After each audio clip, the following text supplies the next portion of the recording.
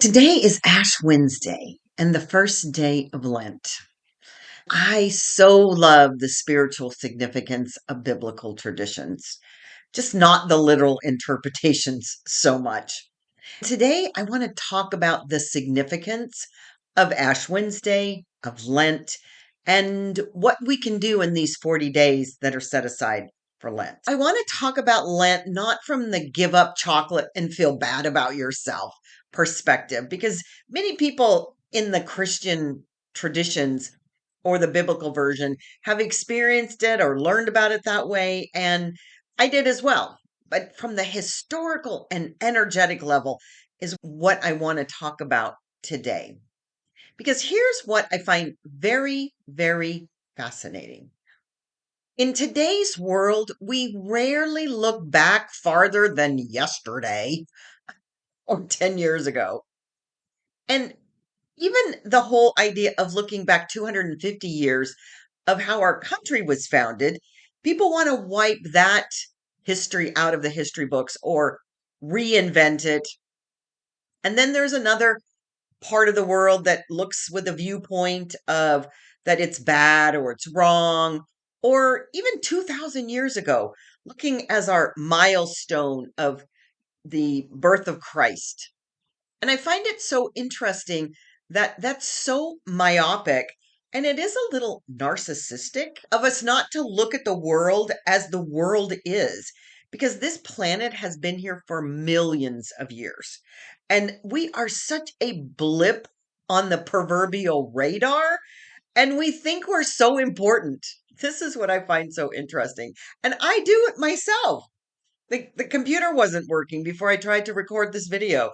Oh my God, the world is coming to an end. I tried to do a little cap cut because I want to show you what I did this afternoon for this first day of Lent.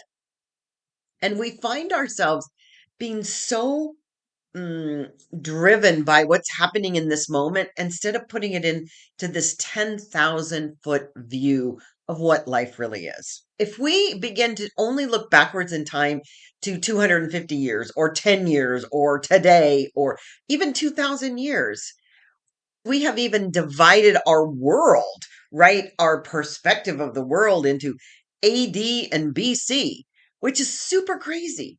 Super freaking crazy. The world did not start. And listen, I have Christ consciousness. I'm not the typical Christian, but the fact is that I don't ascribe to us dividing our timeline that way. That's nutty, because what does that mean for everything and everyone who came before that? We're just throwing that baby out with the bathwater.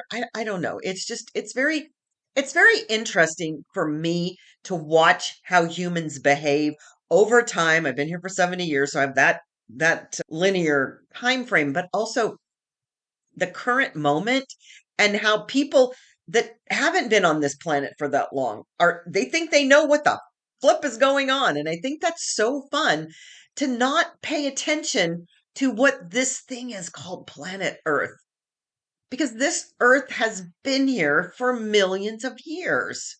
And so BC is before Christ was born, which is a lot of stuff happened if we've been here for millions of years.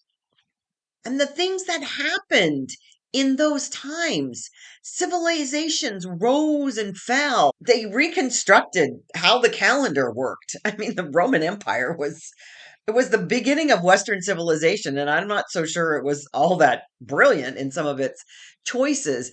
And these rituals evolved, but not in a way that we even know what they came from. And so, what we call Lent today is layered on top of something so much more ancient and deeper than we even pay attention to. I mean, we celebrate these holidays. We celebrate Christmas and New Year's, which is hilarious because of this Gregorian calendar, and Easter, and these holidays that have some spiritual significance. And yet, we who are celebrating them have no idea. I mean, the whole idea of Easter is the spring equinox. And What's happening is that we've turned it into bunnies and eggs, which is fine. I mean, I'm all about having fun. So I'm not here to say don't do those things. I'm just saying let's look a little deeper. And if you've ever taken the time to research and dive into the history that I'm about to share, I think it's really amazing. And it really reminds me to be connected to nature. So let's begin by zooming out. And Lent as we know it became formalized. So I want to begin to talk about the fact that Lent was formalized after the Council of Nicaea in 320 AD, which was after the birth of Jesus. And so if you've never studied history or you don't really understand that, we have BC before Christ, before Jesus, and we have AD, which is after, and it's a Latin word. I'm not going to even try to recall what AD is because it's Latin for the year of our Lord.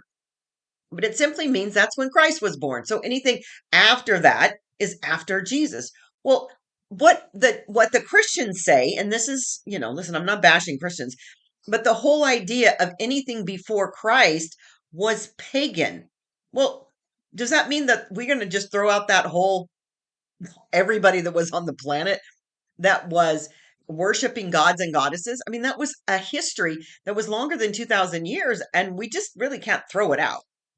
So let's talk about where the layering of Lent came from because it's a newer modern version. It came AD. This 2000 years we've had Lent. So the council of Nicaea was just a bunch of bishops. Like literally that's all they were, that the Roman Empire Constantine brought together, and they determined, so this is what's very fascinating. They determined the date of Easter, so that wasn't an arbitrary date, the deity of Jesus, and church structure. So that's what their job was. If you think about it, though, this is very fascinating because the three things that they were charged to do was determine the deity of Jesus, come up with a structure, which we know how it's all the Catholic Church, and determine what day was Easter. Now, why would that be? Why would Easter be an important? And why did they come up with the date of Easter the way that they did? Well, if you really study all of this historical content, you will know that the Catholic Church canonized those books called the Bible from previous mythological teachings. So that's all I'm going to say about that for now. But the thing is that it's all founded on the previous belief system. So the Council of Nicaea said, when they decided the date of Easter, it would be the Sunday after the first moon following the vernal equinox. And for those of you that don't know what the vernal means, that's the spring equinox. So if you missed that lesson, here's the thing. The equinox, that's not biblical. That's astronomical. And I don't mean astronomical in the sense that it's big. I mean astronomical that it's based in astronomy. So Easter is tied to the moon and the turning of the seasons. Huh? Say what? It's not based on Jesus's birth or resurrection or anything else like that. And for those of you that still think that Christmas is Jesus's birthday on December 25th, that's a date that the Catholic Church chose. And it also ties into everything else that falls into place. So if you look at the Advent calendar before Christmas, the 12 days of Christmas, all of that is tied to the seasons. Just because the church couldn't escape nature's clock, right? Because it still was based on all of this nature. And in 1601 AD, Pope Gregory formalized the start of Lent 46 days before Easter and introduced Ash Wednesday. Well, the thing is that, there's a whole thing about their 40 days and then there's days of fasting and it's so convoluted. It's really quite funny. However, I'm going to use today as Ash Wednesday. I even did my ashes with my sage that I did earlier because let me tell you why we have ashes. Why do they have Ash Wednesday? What is the purpose of understanding why Lent begins the way that it does? And the purpose, based on what they decided in the council, was it's dust to dust. In other words, we start as dust, we go back to dust. We're dust to dust. And it's a remembering, it's a grounding in the fact that we are just nothingness. Now, not to mean that you're not worthy, it's just that we come into this world and we leave this world, and it's just this body. It's not the essence of who we are. But here's where it gets really interesting. Because long before Christianity,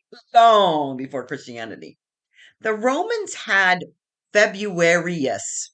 So if you look at any of the history of the Romans and the Greeks and all of the mythology and what these months mean, February was the month of purification. Now, does that sound a little bit familiar? That word itself connects to a cleansing ritual. So, are you starting to see the connection a little bit? I'm laying some breadcrumbs. The Februarius, and this was based on that lunar calendar that the Romans came up with. But here's the thing is that when you look at this notion that these ideas come from connecting to nature, all of them, all these foundational rituals that then turned into Christian behavior is all based in nature and the rituals that were surrounding nature. And so it's not like Festivus in the Jerry Seinfeld, it's Februarius. And they had festivals that were meant to sweat out the impurities before spring, because what they are doing is they are getting ready for spring. That's what they're actually doing. Because in late winter in ancient Rome in February, it was the threshold before planting, because that's when we used to actually connect with nature and follow her rhythms. But what happens before you plant? So, taking you back to these Roman times, you would clear debris from the fields. So, anybody that lives in North Texas right now knows I have a flower bed in my front yard. It's all dead. I have to clear that debris before I can plant again. And this is what they did when they were planting their crops. They would burn leftover crops that remained. They would turn the soil. They would prune the vines that would come back. They would remove the rot and the disease. And then they would sacrifice animals, which were symbolic of literal fertilizer. They had really good irrigation channels. They would clean the irrigation channels. I mean, anybody realize that this is just exactly what we do before spring in when we just come out of winter, which is where we are right now? They would repair their tools. They would get ready for the planting season, and then they would purify their homes and their livestock. And this wasn't symbolic theater. That's the beauty of this. It gives us a roadmap, a template of what we should be doing when we live in harmony and rhythm with nature. And then at that point, it was agricultural necessity, but it's so symbolic that when they respected nature and what she provided and how it needed to be tended to, then they would receive bounty with their crops. So let's take this into what happens with us. If we don't clear out rot, new growth is weak. If we are moving into this new thing called spring, and it's a renewal of ourselves, each year we get this opportunity. If you don't turn soil, the seeds will suffocate. If you keep doing the same thing that you've been doing, if you don't burn remnants, these pests spread. I mean, this is how nature works. And in this modern day, we've learned how to circumvent that. But nature doesn't work that way. And nature will catch up with this conversation if we keep going down the trajectory that we're going. And so when they began this process before actual Lent was created, this cleansing, which is what Lent is, it's about a cleansing. It wasn't about guilt. It wasn't about, oh, you're going to give up chocolate and I feel guilty because I eat chocolate. It was about the true essence of Lent, not about deprivation, but about preparation. So that's what I want to really lean into right now is this idea of Lent, beginning with today, Ash Wednesday. Lent is about leaning into preparation. And in those days, It was about the yield that you would get from the crops. And they also talked about fertility a lot. They were talking about fertility for the animals, for the humans, and for the land. The land that was being planted needed to be fertile, and these are the ways that you do it. And in ancient cosmology, the gods weren't separate beings floating up in the sky. They actually represented the forces of our nature. And I really resent the idea that we call this paganism because it's such a symbolism of our connection to nature. And so Saturn represented agriculture and time. And Februarius was purification, getting ready for that planting season and setting your intentions. And Lupercus was fertility, as I said, the fertility of the land, the fertility of the animals. Hellas was earth, Ceres was grain. All of these things were really honored, not idolized. They were honored as this part of the connection that this generation had with the earth. So, this is what they did. They purified the land. And what were they doing exactly by purifying this land? Because that's what we're doing with our soul in this period of Lent. We are restoring that harmony. We have this opportunity, and when we're in the cycles, we have this downtime called winter, and it is a place to rest, to be in repose, and then again to restore that harmony of what are we going to birth, what are we going to plant going forward in this new year. And what they were signaling is we are aligned with the cycle of Mother Nature. And that's the thing that we are missing so much. We have gotten so far out of alignment with this cycle of Mother Nature, and we don't hold each other in that same view of Mother Nature, that we're all part of nature.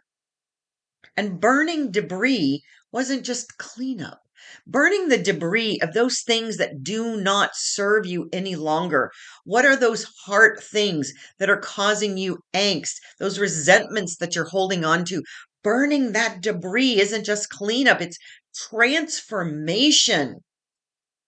And what happens? It allows that ash to return minerals to the soil. That's why ash is such a foundation of where we came from and where we are going, celebrating this Ash Wednesday in that beingness. And sacrifices weren't only spiritual gestures, these are just metaphors. What are we sacrificing so that we can offer that symbolize trust in the unseen? Because that is what they did. They were making offerings that symbolized their trust in the unseen forces that govern growth. In those periods, you gave to the gods by cooperating with the cycle, not begging and pleading. You knew how the rhythms worked and how the cycles worked. We honored the invisible law of renewal, which we have lost this ability to trust and to be open to receive that good. Our gift was participation.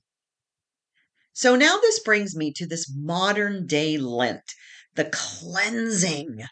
And when the ancient cultures cleansed the earth in preparation for spring, what it created was space. If you know anything about planting, it created space through aeration and circulation and receptivity.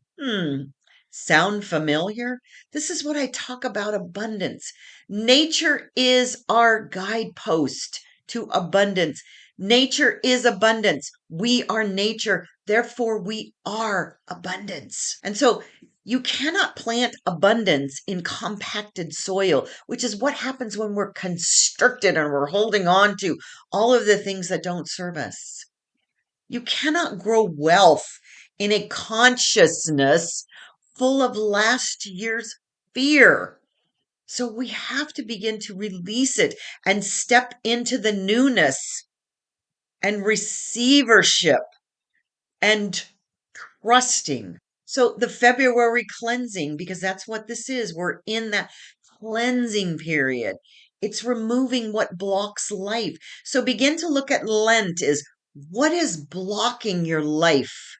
What feelings, what emotions, what ideas are blocking your life abundance, the receiving of all the good that you could ever imagine? Because we have to cleanse that to make room for what's coming. This wasn't about pleasing a deity in the old version of living in harmony and rhythm. It was about aligning with natural law. And if we understand what natural law is, then we are so much better prepared to then move through this according to the rhythms. So here's how we can, if we choose to, align with nature. Instead of this modern version of God as somehow meting out justice, if I do the right ritual, God will bless me. Ancient people understood if I align with the cycle, growth is inevitable. Spring was not caused by prayer. Spring was cooperated with nature. That's the missing piece. When we cooperate with nature and we live in harmony with it, then the good happens. So, spiritually, what does this mean for you during this 40 days of Lent? It means clear out the old, cleanse what's happening right now. The act of fasting or just releasing that which no longer serves you is the essence of this time. Do you have to fast with food? No. What you can fast with is those things that no longer serve you. So, fasting for 24 hours from thoughts of negativity or hatred or dissension or disharmony. That's a new type of idea to fast. This begins to call you into alignment, receptivity, and most of all, humility. Because your participation then is in this greater rhythm. You are flowing with nature and understanding your place in nature, which is oneness, which is abundance, which is acceptance, which is expectation. This idea acknowledges that you are not the source of the harvest, but that when you prepare your soil, your soul, your heart, your feelings, your environment, mentally and physically and emotionally, you will reap what you sow because we are always reaping what we sow. How beautiful is that to be intentional about it? So, how are you preparing your soil? And that is exactly what your 40 days of prosperity is that I want to share with you for the next 40 days. It's not about begging for abundance. If that worked, everybody would be rich by now. But it's preparing your consciousness to receive it. Yesterday began the year of the fire horse in the Chinese lunar calendar. That system is still moon based, lunar based, still nature based, still cyclical. We are not separate from the world and nature. We are inside of it. And a lunar calendar, which is what the Romans used before Julius Caesar decided we needed something not aligned with Mother Nature, this lunar calendar is aligned with the moon cycles. And when we begin to be in harmony and rhythm, we begin to notice that. At that point, February got a little reshaped, leap years introduced, and solar precision replaced lunar rhythm, which, if you know anything, lunar is feminine, solar is masculine. So, what exactly happened here?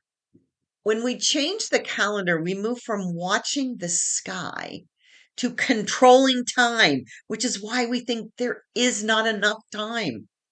We went from feeling seasons to managing schedules, which is where the hustle comes from. We institutionalized what used to be intuitive, and it's time to really tap back into our intuition. And then Lent became something to perform instead of something to experience. So today you have a chance to connect with nature in these next 40 days in a spiritual, Mother Nature connected way. And this is the piece that lights me up.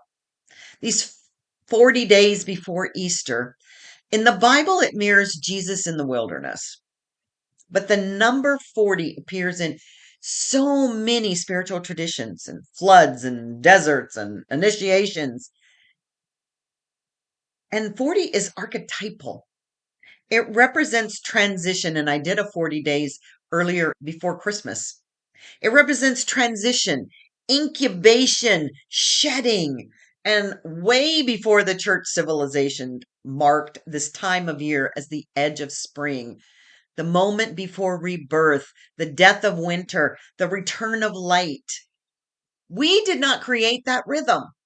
The earth did. Do you know that? It's not the Christian church that did it. The earth did it. And today we still act as if we control growth. We control cycles. We cause the bloom. We don't. In any area, we participate. And how do we participate?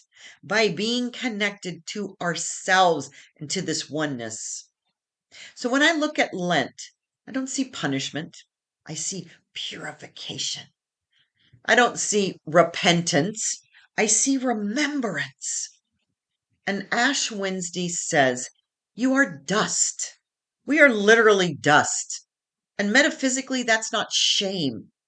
It's humility before the cycles of the earth. We are not the source of spring. We are an expression of it because we are nature. And these 40 days, they are not about denying yourself chocolate. They are about shedding an illusion, a false identity, false control for sure, false scarcity, because there isn't any. It's in your mind. Every ancient civilization understood this. There is a death before rebirth. There is stillness before the bloom. There is surrender before abundance. And when we understand our past, we stop reacting to the present. We stop thinking that this is the first time humanity has felt uncertain. I see stuff that comes across my feed on social media, and it is like the Chicken Little story. And if you've been on the planet for a while, and look, the Earth has been here for a few million years, a billion, as a matter of fact. We do not have to worry about what's happening here for planet Earth. She's got it under control. She knows how to heal herself. We need to know how to heal ourselves, our emotional, our spiritual, and our physical selves. Because this, like I said, this is not the first time humanity has felt uncertain because we stopped believing. We are on the precipice of newness right now, globally, economically, spiritually. But that's not new. That's seasonal. And it will happen again and again and again because spring always looks impossible in February. And yet it comes every single year. Not because we hustle for it, because it is written into the structure of existence. So in the season of Lent, it's not just for Catholics, Protestants, Christians.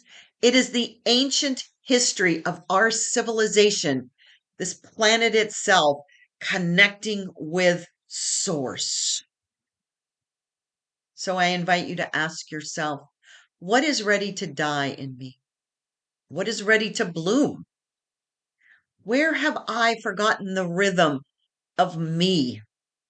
Because resurrection is not a single Sunday, it's a pattern. And we are all standing in it right now, this very moment. And for 40 days, I'm going to post a reflection of the truth of who you are to remember and cleanse yourself, to prepare you for the newness of who you are becoming in this season. And I began today with doing a little feng shui, which basically is just a clearing and a cleansing.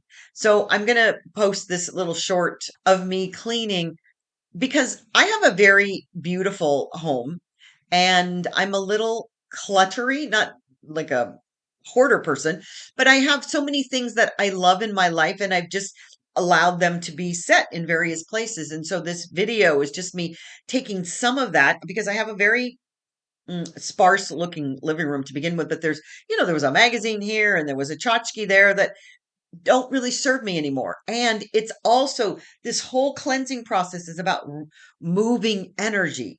So I cleaned out a few things. It was one room, and I will continue to do it throughout this next 40 days. Each room, clean it out, but then come through with some chimes because sound will move the energy and with a singing bowl and then to sage it with a crystal. So all I did was move the energy in that one particular room, which happens to be the wealth center of my home. So I'm going to invite you to declutter something. It could be a drawer. It could be a cabinet. It could be something bigger. Don't overwhelm yourself. But I'm inviting you to begin this Ash Wednesday, this beginning of Lent, to clear something because that's what this process is about. It's about clearing, it's about releasing, it's about seeing what no longer serves you. And if you have an intention of what you would like to let go of or experience in these next 40 days, share it in the comments because that way we can all hold that energy for you. Because I am moving into something new. And I have been knowing that I was being called, but it was winter and I was in that fallow period. And I got an inkling and a download yesterday about the direction that I should be going. And the way to open that space up, open that portal, is to clear and move the energy. So let's do that together. I'm excited about this 40 days of Lent. I hope you are too.